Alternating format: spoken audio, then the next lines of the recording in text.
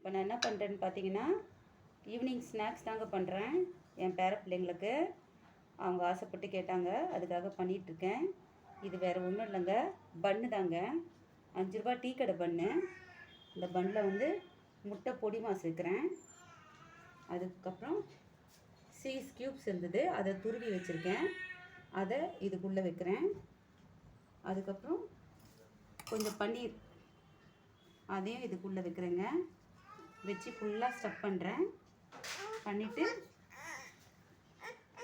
மேலே மூடி கொஞ்சமாக எண்ணெய் ஊற்றுறேங்க. எண்ணெய் ஊற்றி